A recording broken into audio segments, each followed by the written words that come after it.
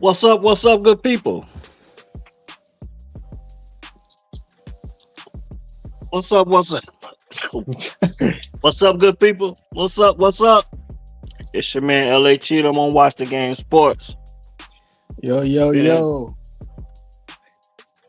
been a minute, pen getting Yeah. over some things. A little bit under the weather. Kind of got ahead of things before I got totally out of it. But fortunately to be back, kind of was put to sleep for a few weeks by the Bajent man. He went 2-2. Uh, it's gonna be real interesting to figure out the rest of the season. A lot going on, Pen man. Um, Justin Fields set to make his return back with the Chicago Bears, Week 11 in Detroit. NBA in-season tournament. Which has not made me watch not one extra minute of NBA basketball, but keep going. Yeah, I got some concerns, some thoughts about that as well. College football winding down to the championship weekends. Um, Kind of take a look at that to see if we got any marquee matchups this week. We got about a couple weeks left in college football, but I think you waiting on the big matchup. Well, I got to Uh, get through this Saturday first. You know, Maryland, you're a little concerned about Maryland, is it? it's a trap game, and that's when you get caught slipping. So I got to make sure I bring the intensity so the rest of the team can bring the intensity. Because, if I just get on here and start talking about, what I'm saying, talking about the Saturday after Thanksgiving, that's what they going to be on. Because, I know they be watching the game. I know. So I have Yeah, to make sure my focus is in the right place. and you might just have a chance to be the stand-in coach for Jim Harbaugh this weekend. Hey, they called me. It was a little late. They called me. I had my headset. I had my headset. Man, I'm gonna tell you, it's been challenging. Not being able to come on and talk to the people about the Bears, the NFL, the NBA that's been kicked off for the past few weeks in this in-season tournament. But first things first, man. I have to commend Tyson Bagent. He went. This ain't baseball, so we ain't talking about pitchers, but the defense has looked a lot better for the Bears. Bears with a big acquisition, going out and trading to get Montez Sweat. I think immediately, probably not with the sack numbers yet, but just with his presence, has made the Bears front four look a lot more impressive. Uh, 2 games under his belt with a short turnaround for him getting traded and then going into New Orleans and playing in that game. And then on a short turnaround, he was able to maybe get a couple practices in, and you can see the difference that he had on that defensive front line with I think the Bears been able to get a couple sacks and it was mainly because he was drawing the double teams and guys like Justin Jones were able to get off and get to the quarterback Bryce Young. But those games were not easy to watch from an offensive perspective. Yeah, I mean, let's call a spade a spade. It was two bad football teams on Thursday night football, and uh, I was at studio, Thursday, and Jay Hill, my engineer, shout out Jay Hill. He said, "Man, if you was not a Bears fan, would you be watching watching this game?" And we just both started cracking up laughing because there's no way that we would have that game on if we was a Bears fan. Like we wasn't interested either way, you know. Other than like you said, us being Bears fans, we want to beat Carolina to maintain, the stronghold we got on their pick to keep them down, and you know, it's the Bears. That's it. That's really it. Other than that, it was really just it was just on. The game was just on. That's all I can say really about that game. And because it was Thursday, it feel like so long ago. Like nothing really stood out from the game for us to talk about. And then we wake up like you hit me this morning, like Chicago media just going crazy with this Justin Fields stuff. And I turn on speak, with Emmanuel Acho and Joy Taylor and James Jones and Shady McCoy, which is was becoming one of my favorite shows to watch now. And they get on there and they talking about, you know, Bajent went 2-2 in his last game, last 4 games, and Justin is like 2-18. And I'm like, yo, last year was a whole tank job, and y'all holding this against him. Like that's malpractice from like professional sports analysts. Y'all cannot just get on TV and spew that rhetoric like that, like he had all the tools to work with. Like it's maddening, man. Yeah, personally, when it comes to the national media, when they're covering the Chicago Bears, especially with this Justin Fields situation, I've come to the conclusion that I'm not going to listen because it's just something to talk about for them.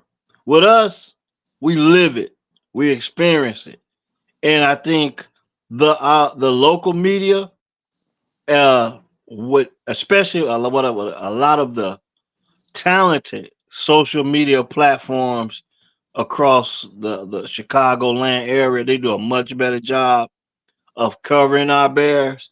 So that's who I lean on. The hell with Stephen A. Smith, Shady McCoy. They can both stay out of Chicago Bear business as far as I'm concerned. Stephen A., go back to talking about the Chicago Bears.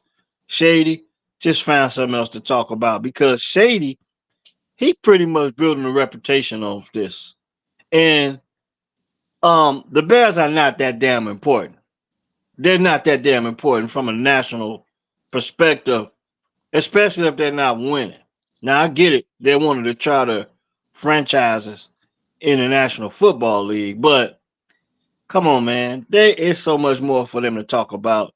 They could talk about the Bears when they're actually contenders. Let the locals. I listen to the locals. AM 1000 and the Score 670 with a host of other social media platforms Cowherd is across good. Chicagoland. I don't listen. You don't even The give him a hell, chance. who's that? Cowherd, Cowherd? yeah, he's pretty objective and fair. I feel like he's dialed into a lot more stuff than just your He Stephen knows a lot A. more than those guys. Yeah, I'll say yeah, that, but it's just no. I mean, if I had to listen to one of the three, he would be the one.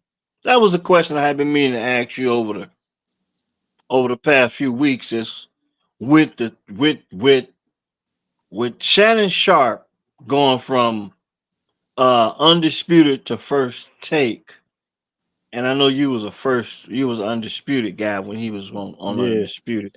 Every Where do day. you Yeah. stand now? I rarely watch Undisputed, and when I say rarely, that's YouTube clips. Like when they was talking about Jim Harbaugh or whatever, I probably just click on it and watch maybe the first 90 seconds just to see kind of where they leaning. But it's rarely I get through a whole clip of Undisputed. I just think the format of the show is just it's very clunky. It's hard to get into.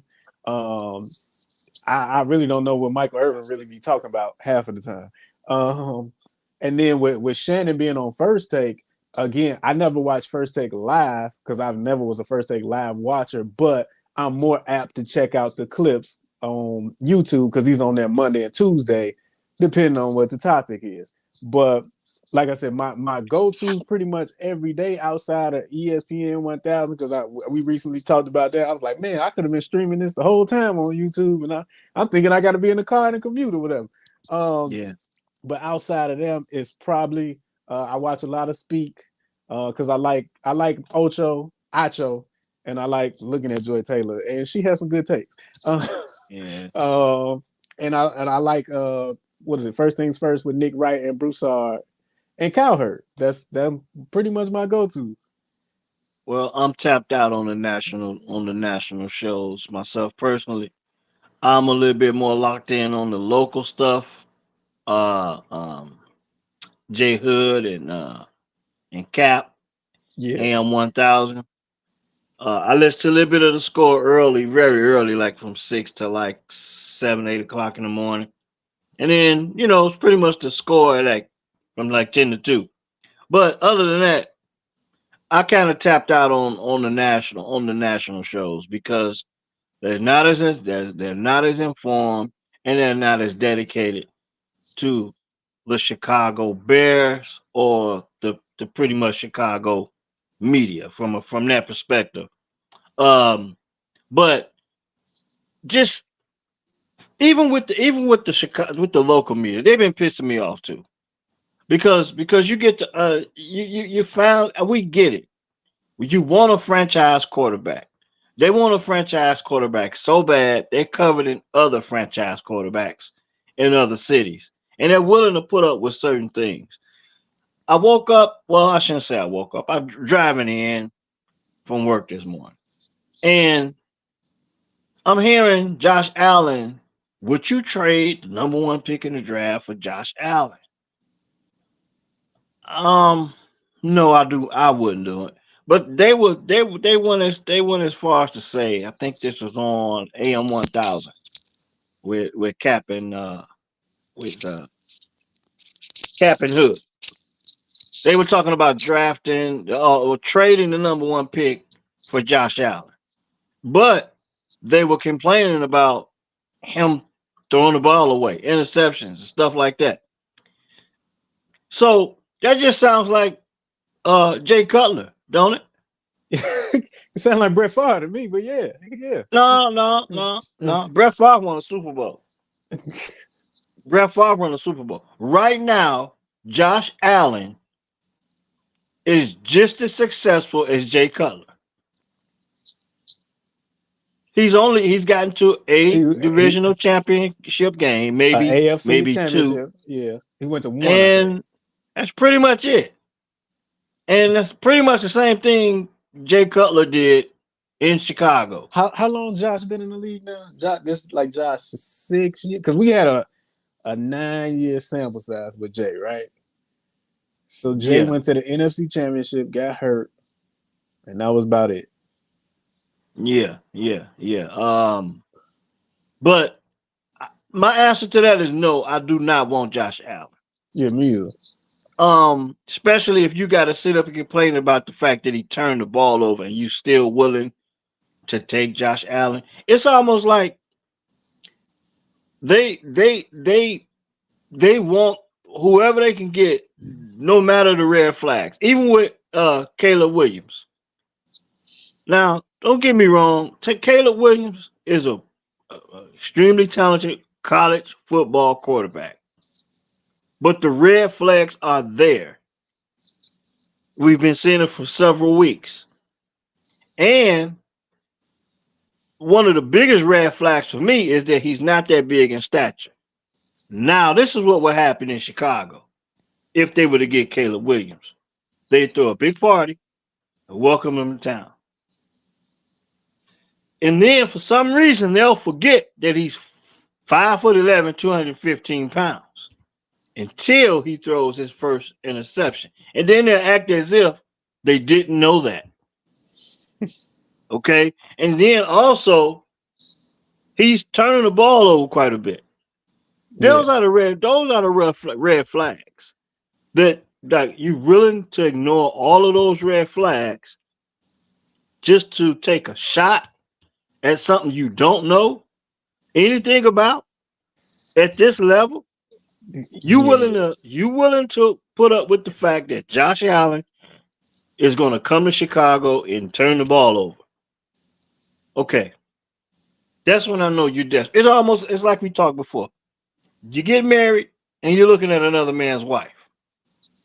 yeah. And it's like it's the infrastructure too. Like Josh Allen has success because he has Stephon Diggs. He got Gabe Davis.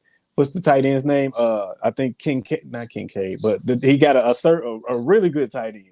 He got James Cook, who couldn't hold on to the ball to save his life on Monday Night Football. Monday Night Football night. But you got him. Like you got a great defense. They're a little banged up right now, but he has all of these things in place. And if you strip him of that and bring him to the Bears, how do you think he gonna look? Caleb Williams. I hear pundits starting to talk about he been real heavy on the backyard football lately, just running back there. I said that after the Notre Dame game. So I'm like, I wish we had a bigger platform so our takes could really get out there before the national media starts spewing this rhetoric. But what you think? He's been allowed to do that pretty much last year, this year. He's gonna come in. He's already wanting what he want a piece of ownership of the franchise. He want to dictate where he want to go. You already know with that kind of talk, he's going to get some coaches fired. He's going to get some coordinators fired if they talk to me the wrong way, or if they say something about my fingernails, or I didn't crack. Like, come on, Bears fans. I know we have not had a franchise quarterback in forever. What the only one we probably had was what? McMahon. They Do haven't he had. We qualify haven't had one. We haven't had one ever? because my thing is this: when did the term franchise quarterback even start? Uh, I gotta say that's like Peyton Manning, Tom Brady era. So what we talking about in the last 20 years? That's what I'm saying. So you can say we haven't really had one. Okay, Okay, we've had some good football teams, and we've gotten close a couple times, but that's got not to the good game. enough. Yeah, yeah. They want one guy. See, I said this weeks ago, and I maybe even last year. You got to be careful what you ask for. You're asking for a franchise quarterback. Is that all you want? Because Detroit had one, and his name was Matthew Stafford.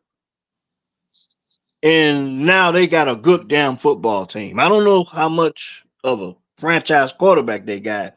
Golf is a good quarterback. But 2 years from now, I don't see Detroit being who they are right now. They better take advantage of this window. Yeah, In today's NFL, 2 years from now, it's over. it can be all over with. Yeah, And I don't know if Detroit is the same type of franchise that could like put out perennial teams that go to the playoffs. Speaking of Detroit, we that's need to our ask. next opponent, We need and to ask Uncle Hen that. I'm gonna send out a special shot to my girl Kim Burgess. That's her team. She's checking us out tonight. Gave us a like. The Detroit Lions is her team, so she probably sitting back in her Honolulu blue jersey right now, watch the game sport. So what's up? And my main man, Will Bates, he done already clocked in on us. He 10 minutes in. Will is already on top of things. So, but when I think about this, okay, so Justin's set to come back against Detroit. And there's a certain level of excitement with Justin Fields on playing in a game that we've been missing for weeks. Just the anticipation. Now, don't get me wrong, he's made some mistakes, but you always wait on that next big play. The opportunity that he can make up for whatever makes the mistake he's made. Now,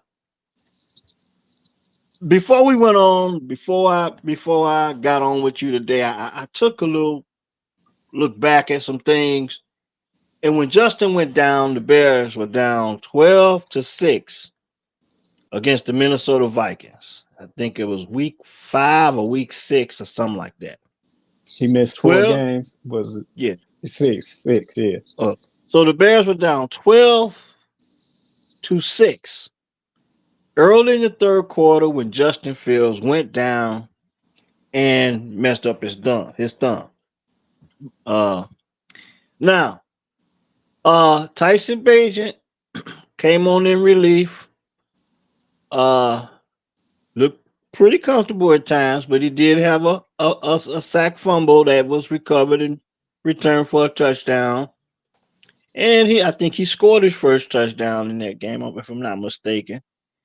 But he ended up throwing a pick at the end of that game when the Bears had a chance to probably go ahead and take the lead at the end of the game. But he ended up throwing a pick. So if we're gonna look at records. So who lost that game?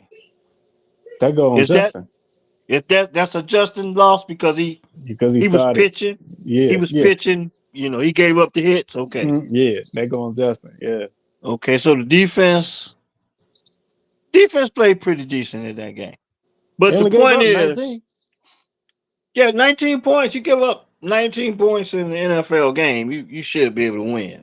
But the case is, okay, who do you give that loss to? We're gonna give it to Justin, since we keeping a picture stat on wins and losses. Um, so Justin set to make his return. What 7 weeks left? What, in your opinion, do you think? Well, how would you like to see this thing end for just for these next 7 weeks? I want to see some consistent play calling that complements the team that we got. I don't want this because I feel like at the beginning of the season they was calling the game like Justin has to be the reason we win the game. We got to find out if Justin is our guy so we can know what we got to do with this pick. That's what I fear they gonna do again because we only got 7 games left to figure that out now. You know what I mean? So and we what 3-7? That's our record. Right now, yep. Three and seven. It's up from here. We only won 3 games last season, so every game that we After win at yeah, this point it's an is improvement. up. Yeah, Now going into the season, I said 7 wins was good, but they might be able to do a little bit more than that, or just about that. right. It's gonna be hard because just seeing this team, seeing this team, and the product they put on the field through 11 games. I don't have faith in them winning 4 more games, 4 out of 7. Like that just don't seem like that's in they in their cards. But they can put themselves in a position to win more than half of those games if it comes down to if they're gonna use Justin Fields the right way. And so is Getsy gonna go out like, okay, you know what, I'm going out my way and I'm calling my plays, whatever, because I'm gonna get fired anyway? Or is he gonna go out, okay, let me see if I can salvage this thing. Let me see if I can put some good things on tape. Let me audition for my next position because I don't think Getsy's coming back next year. And that's my point. Getsy needs to be trying to. Hopefully, he picked up on some things. This running game, um, Deontay Foreman emerging after being scratched for weeks. Now, hopefully, we can continue to build on that. Khalil Herbert should be coming back in this game against Detroit. And see, the thing about it is, as much as they try and make this out about Justin Fields, this is as much about the 53-man roster in a bad exhibition preseason training camp, whatever you want to call it, all the way following you 11 weeks into the season. Now, last week was the first week that Velus Jones was a healthy scratch. We've been calling for Velus Jones to be on the sideline in civilian clothes For another since team. exhibition, Yeah, since preseason. yeah. Now, I understand he's a third round pick, but he didn't show anything in preseason. And then when you think about the fact that Deontay Foreman was a healthy scratch for 3 weeks, so that right there tells you that you didn't evaluate your roster properly. Because since he's been playing, he's been one of the most productive guys on the offense. And then here it is, we finally get around to scratching Valus, who's been one of the most embarrassing guys on the offense. So that tells me Not even offense. you didn't evaluate your roster correctly. Yeah, like I said, not even offense because it's more special teams. I mean, he ain't really had too many offensive snaps, but I get where you're going with that one. I mean, I mean, but he didn't have to be on the field because you still real your evaluation of your roster was wrong either way because he's a scratch. So he didn't do much in the kick return game. I mean, he did have some plays from time to time in the offense on some jet sweeps or whatever. But he's dropped some key passes, and it got to the point where the fans complained so much to the point where they couldn't throw him out there anymore. So you look at Deontay Foreman and healthy scratch for 3 weeks, one of the most productive guys in the offense. Then you got Velus Jones, took you 10 weeks to decide that he wasn't the best option to have out on the field. I don't care if it's offense or being a wide receiver or in kick return. So that just goes back to me saying you didn't evaluate your roster correctly from week one. Travis Gibson. Travis Gibson I'm is saying gone. that's what Probably one of your most effective pass rushers that's what I'm saying. in the preseason. That's what I'm saying. You cut him. That's another misevaluation on the roster. Also, Lewis, since you bring up Gibson, Lewis was on the right side of that defense, and he got cut as well. You cut your top two pass rushers in the preseason. You go out and you kind of make up for it. You go get Montez Sweat, and I like the acquisition. So you trade for him, you sign him immediately. Building the roster and setting this defense up for next year and beyond. Okay, I get that. But from the preseason or training camp, you misevaluated talent throughout your roster, pretty much point blank. And that's Yep. pretty much what I'm getting at. Now, that's one thing. Then you go out and you throw Justin in a scheme that week one, it something different from what you were doing last season. It took you 3 or 4 weeks to figure that out again. It took until they goes into Washington for them to have a breakout game. It took you 5 weeks to figure out what you want to do on the offense. But for 2 weeks, you got Cole Kmet taking snaps under center. Why? Because the Kansas City Chiefs done it. So uh uh Luke Gessie needs to do a much better job of calling plays, like you said, to fit this roster. We've been saying for weeks that this team is built to run the football, and then you go from there. Now, as far as I'm concerned, I want to see Justin ball out. I want to see him ball out. I think it would be nice if he can go 4-3. If the team can go 4-3 in these next 7 games, and Justin plays extremely well, continue to have the connection with DJ Moore, and find a connection with Mooney. I think he had some type of chemistry with Cole Kmet, but just getting DJ not DJ Moore, but Darnell Mooney, get him on the same page because if this don't work, everybody must go. Everybody And, must go. and, If and you Justin talking got about to go, everybody got to go. right, yeah, and you saying Flus, you talking about Getsy, you talking about Everybody, not not Poles, Pose, not Pose, yeah, yeah, but the coaching staff got to go. yeah. So they better put every game plan in to make Justin Fields look good in my opinion.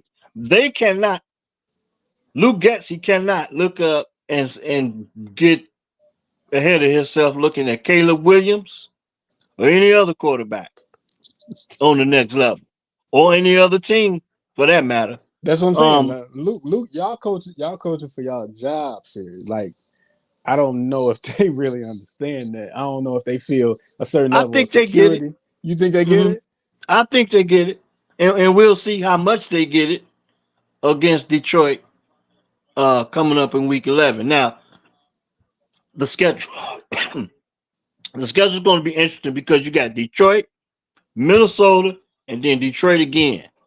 Now this Detroit, it's a lot. The flip side of this is the David Montgomery flip side.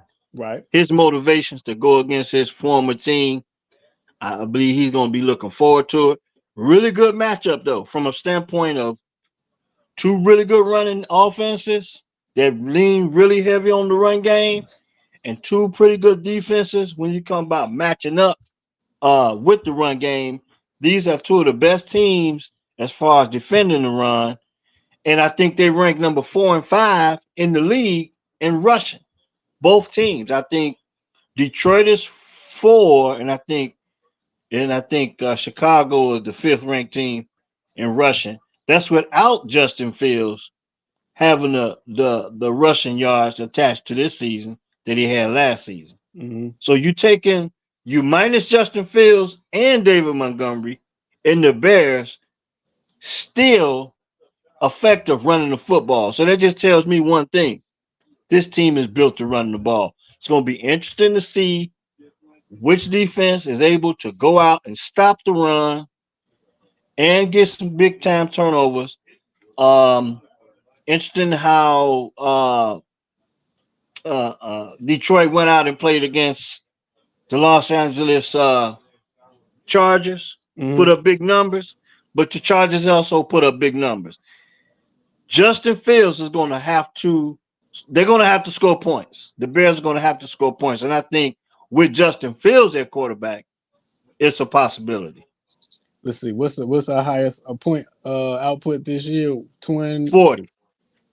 versus the They, Commanders. Yeah. yes, they put up 40. And then they came out the next week. I think they I think they put up 30 against 2 weeks later against the Raiders. You right. Yeah, yeah. So it's gonna take a strong 28 plus point performance to get this done. It's at Ford Field too, right? Yeah, that's a road Yeah. game. So Hmm. it's gonna take like I said north of 28 to get this done.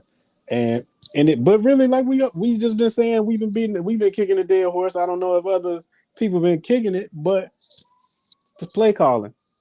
It's the play calling. And we gonna know early in that game. And I ain't talking about halftime. I'm talking about we gonna know within the first three possessions what type of time the Chicago Bears are on. We gonna know. Yeah.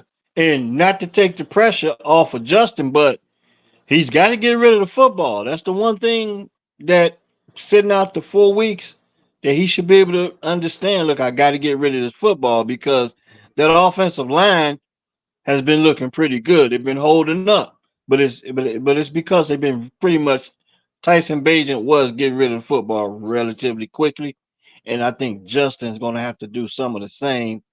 But with Justin's ability, he has the ability to do. If he can get rid of the ball quickly, he still has that ability to break you with one big play over your head or right through you. You know what I'm saying? Or run right down the field on you. But he's got to do a better job of getting rid of the football, staying upright, staying healthy, And giving no his hero chances. ball. Yeah, no hero Yeah, ball. no, I, I've never really seen Justin play hero ball. In my opinion, at least not with the Bears. I mean, When I say hero ball, it's like instead of just going down, just okay, live to fight another down. I feel like that's how he got hurt. Because he was got to trying to move do change. yeah, he was trying to do a little bit too much at that point in the Hmm. game. Like it wasn't called for, and then we end up losing you for 4 weeks. Like if it's there, take it. If it's not, live to fight another down. That's what I want to see Justin do. We know you Yeah, got the big playability. We know it can happen at any moment, but we need you on the field for that moment to happen. yeah. Hey, and you know my big thing. When you do decide to scramble, get your ass out of bounds. Don't take on those safeties and corners like you Earl Campbell or nobody. You know. But I just think I would like to see him go 4-3. Like to see him play well. Like to see how the defense, continue to play well. It would be nice for the defense to get some turnovers against Detroit. And from that perspective, that's pretty much it. As far as the Bears for me in Detroit. But some pretty good games in the NFL this week to kick off Thursday night. I think Amazon's gonna be pretty happy this week. Granted, they don't go out and throw have a rock fight like they did last week with the Bears and Panthers. And but they got Amazon finally got a good matchup. They got the Ravens and the Bengals this week. So I'm looking forward to that kicking off week 11. And then I think the week 11 closes out pretty nice too. If I can remember, get to the schedule with week 11, because I saw some really nice matchups going into week 11. Uh, that kind of slipped my mind. I'm trying to think, trying to pull them up again right now. But let me see which way week 11. Yeah. So we got the Bengals and Ravens opening up on Oh, Thursday. I know who you talking about. Chiefs and Yeah. Eagles Super Bowl rematch. Yeah. Chiefs and Eagles. And was it another one? Hey, another thing too in the division. In the division, Joshua Dobbs going to Minnesota, and for the Vikings just a few weeks ago, everybody thought they were one of the teams that would tank for Caleb Williams, and then they got it going and they ended up beating San Francisco, and things that were starting to look like they were turning around for Minnesota. I mean, they've been without their best receiver for weeks now, I believe, Yeah, with at Jefferson. least a solid 3 years because they was talking about trading him. Yeah, he was on injured reserve, Yeah. so he should be soon to be coming back off injured reserve. But here it is. Now here it is. You got Sunday night football. You got the Vikings and Broncos. Yep. The Broncos playing a little bit better. They just go out and beat Buffalo. Hmm. Buffalo, one of the better teams in the AFC and throughout the NFL. So they Now say. their fortunes look like they're about to turn. They just fired their offensive coordinator, and now hey, it's you can't even really say as a favorite outside of Philly, maybe. Who could you say is the favorite to win the Super Bowl in the NFL? I mean, It, Baltimore, but they lost to Cleveland. And so much parity in the NFL, man. listen, the NFL does parity better than any other league, any other professional sports league, because from year to year, it's probably a solid 8 or 9 teams that have a legitimate shot. I mean, a real legitimate shot to win the Super Bowl. Yeah. So they really do that well. We've seen first worst to first so many times in the NFL. That's why I'm like, man, it's got to be the Bears' turn to go from worst to first, but it's not this year. Yeah. But but yeah, The as Bears, far the as Bears just want a franchise quarterback. They don't really they want to don't win. They right don't right really want to win a Super Bowl, nothing like that. They just want a one franchise quarterback. Me and you, we want to win, but the Chicago media, they just want to fall in love with one quarterback, and then the hell with the other 52 guys on the roster. That's the impression I get because that's all the hell they talk about. I And think and the Texans ain't the Texans 5-5, well, right there in it. CJ Stroud, yeah, they saying he probably is in in the the MVP MVP. running, Yeah, and if you really look at it, he might be in the league when you look at just because it's a quarterback award. When you look at all yeah, the quarterbacks across the league, like he probably's had what I think he's only got 2 interceptions. I think 16 touchdowns and 2 interceptions. So yeah, yeah, you got that. I mean, it's a lot. The Dolphins, we don't know what the Dolphins are. They came out like world beaters. They put what 70 on the Broncos, and then they couldn't beat Philly. They didn't want no parts of Philly. I think they lost to Buffalo as well. Then the Broncos turning around. The Broncos looking like the. Who would have thought the Broncos would have a better record than the LA Chargers? hey, especially not in the first 4 weeks of the season, you wouldn't have thought that. But hey, they Exactly. right there. Yeah. They 4-5 coming off that victory against the Bills, and hell, the Bills 5-5. And then hell, even got Aaron Rodgers talking about maybe making a comeback sometime soon off his Achilles injury. But I, I, we rambled a little bit. Don't get me wrong, we have rambled a little bit. But the Cleveland Browns 6-3, so are the Pittsburgh Steelers. I mean, damn, you know what I mean? The Steelers, they just finding a way to win football games, man, like they always do, like And they always do.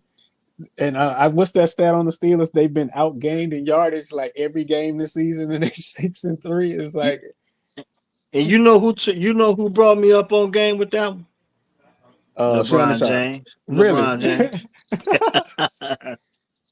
LeBron made that statement. I was like, what the hell? Let me check into this. Oh, LeBron. Oh, LeBron been doing something while he been low managing a little bit. He been watching a little football. I So guess yeah, you, man. I But guess you can do that in year 21. yeah, but yeah, man. Some interesting matchups with those two we just talked about though. Kansas City. I think that game is in KC on Monday Night Football. The Eagles at Kansas City. Eagles going in at 8-1.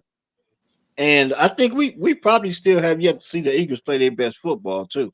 Um, San Francisco, I think they just come. No, they just beat up on somebody last week. Who did they just beat? San Francisco just beat the Jaguars Jacksonville. Yeah, 34 to they 3.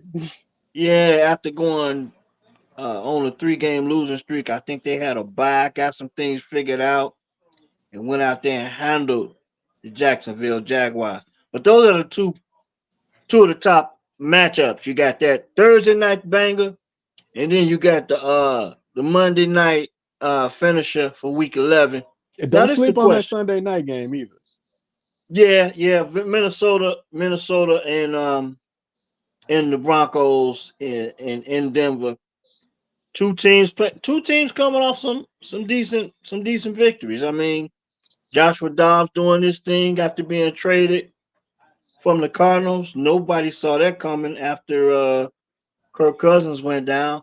You wouldn't have thought. Maybe matter of fact, when they made the trade, a lot of people was like, "What the hell, Joshua Dobbs? What?" Yeah. Hey, Joshua Dobbs go out there and get it done against the Falcons, and then now they got a big time matchup coming up against the Broncos, and then the Bears got them. I think on Monday night, the pre the following week. So you know, some decent matchups. Of course, we talking about our Bears. Um, just to stay in the division a little bit, the Packers got the Chargers. Um, when you talk about the Dolphins, you know, for a minute, I thought about the Dolphins. They kind of give me cowboy vibes of the AFC. Yeah, they just ain't You got the brand recognition. and they just don't win the big game. Like they get you all, like they got the talent. They get you all ready for the big game, and you ready to watch them. And then they just don't play well. Like they lost to the Eagles, Hmm. and they lost them. They got beat by the Bills. Talk about two teams and two going in two totally different directions since that game was played.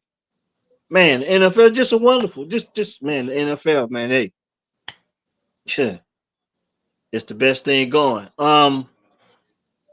But let's close it out, man. We got And it's going too fast. That's the thing. We already in week well, 11. Yeah.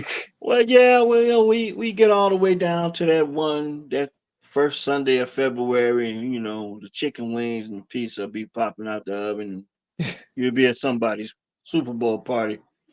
But we still got to get through Thanksgiving and Christmas and the National College Football Championship game. We still got a lot to enjoy until it is going by pretty fast though, but and I don't see me personally. I don't know if the NBA is going to hold my interest enough.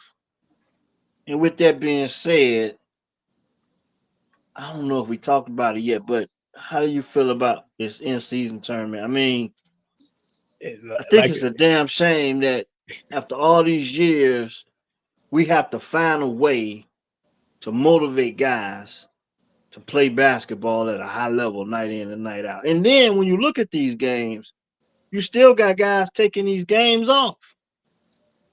I mean, you got like most of your really good teams got 3 stars, yeah, but in most of these NBA in season tournament games, they're playing with like 2 stars. Like okay, so Golden State plays Minnesota last night, but Steph wasn't playing, yeah. and then before And they even Clay get score a bucket. Clay get kicked out. Yeah, before they even score a bucket, Yeah, it's a brawl. yeah, It's a brawl. I mean, I'm like, damn. I mean, y'all, y'all want the in season tournament championship that bad? Y'all gotta, go. Y'all gotta go to the WBC or the WBA for that. You know what I'm saying? yeah, But hey, man. It ain't made me watch not one extra minute of. And what really blows me, you know, I've been very critical of Adam Silver. Not only do we get these new alternate uniforms every single year, I believe they call it the City Edition jerseys, but they got whole new courts. that's another thing. But I'm glad you brought that up. we can't even get the playoff sign on the court no more when it's April, May, and June. They have erased that. We don't get the signage on the floor no more. Like, you know, the days we grew up, you know, the NBA finals and with the cursive script and all that kind of stuff. Things that as a fan I used to look forward to let you know it's different. It's different. We got signage on the floor. It's more in the atmosphere. They got whole new floors with the little trophy at center court and the trophy in the paint. And I'm like, are you serious right now? It actually looks like the circus. I was It thinking the looks. same thing I've when been OKC was saying it, playing it. and when I would say that, when I would call the NBA the circus, I was joking. And then once this in-season tournament started, I say I think I was on to something because that's exactly what it looks like. Now, you might be a little young for this, but when I watch these NBA games, I think about a movie that was made, probably one of the first Space Jams before Space Jam was ever even thought about. But Julius Irving and Kareem Abdul-Jabbar played I think Kareem had a cameo role in this movie. But the name of the movie was The Fish That Saved Pittsburgh. Are you I don't familiar know with that that. movie? Yeah, I don't know that. Yeah. Okay, so when I watch these in-season tournament games, when I look at the floors, that's exactly what I'm thinking about. The Fish That Saved Pittsburgh.